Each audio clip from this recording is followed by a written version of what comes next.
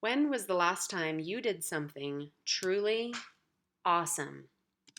The dictionary defines awesome as inspiring an overwhelming feeling of reverence, admiration, or fear.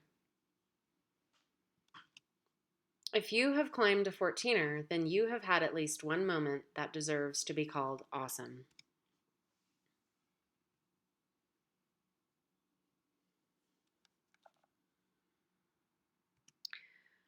Losing our 14er virginity was humbling. It was exciting and anxious, a bit painful and exhilarating, and we just want more. Funny the parallel that is to sex. I don't mean to be crude, but it was the first analogy that conjured up all the feelings from climbing Mount Albert. I say climb, though there were no ropes involved. So we are camping at the base of Mount Albert at the South Trail.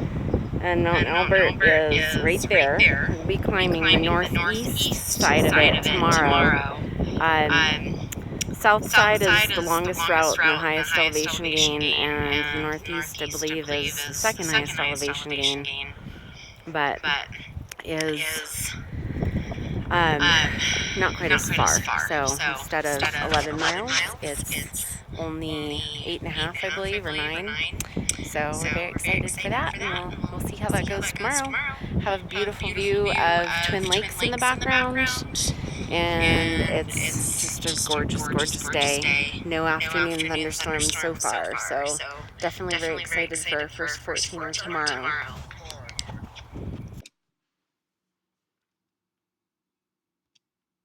Mount Albert is among the easy 14ers. 14ers.com is an excellent source of information, but easy does not mean a stroll in the mountains. Reflecting on the scale of easy to difficult, or classes 1 to 4, we now realize that this is based upon technical climbing skills and equipment. It took us 7.5 hours to cover the 9 miles round trip. We started early. Good morning, everybody. So here we are at the beginning of the North Mount Albert trailhead. It's a little bit before 7, I think, and we're getting ready to hike our first 14er. So far, feeling the altitude, but ready to go.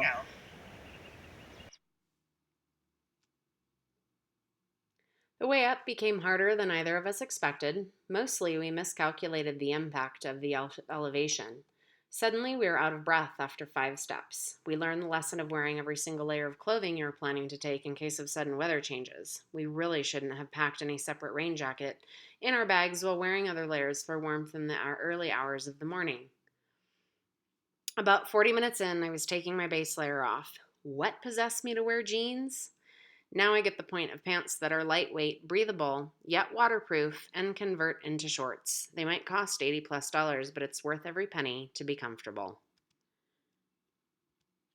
Bug repellent would have been wise before we started out. The mosquitoes were abundant in the forest. Both of us had moth-sized specimens land on our long sleeves and bite us anyway. You could almost hear the barroom banter between them as they got drunk off our blood. Look at these fools. They think we can't pierce a shirt. We feed off bears and deer, bitch. Your long sleeves don't mean shit. Hee hee. But when we broke tree line, the bloodsuckers disappeared, and a small reminder of why we were doing this came into sight. What a view. After a short stop for water, a granola bar, sunscreen, and a little extra breathing, we moved into the switchback terrain. I'm sure we had been switchbacking somewhat already, but the really obvious stuff comes once you break tree line. Don't forget to apply sunscreen. A good hat is also a must. No trees equals no shade.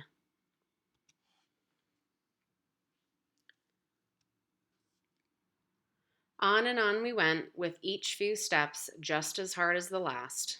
Every time we crossed altitude shifts, I would get some sciatica and my butt would get a deep burn, but it would pass after a few minutes. It's really weird being a human barometer, but I have come to think of this as my superpowers. I doubt I'll be saving any lives, but it's a much nicer way of relating to it than feeling broken. Mount Albert gets steep at the top. then flattens out. Oh yeah, Big E also has 3 false summits.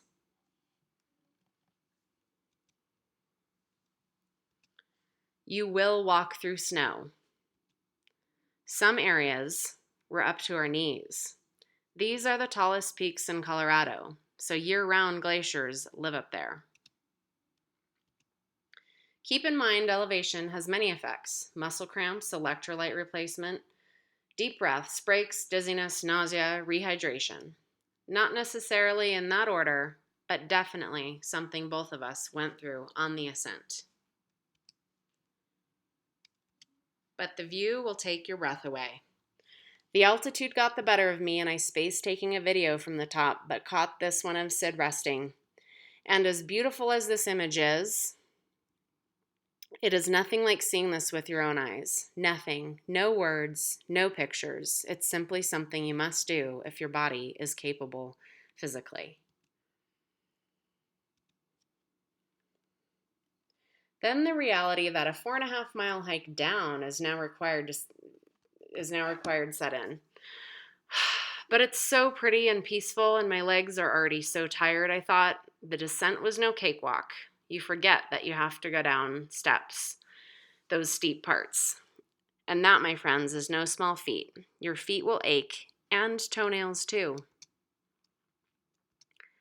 The sight of the parking lot spelled sweet accomplishment.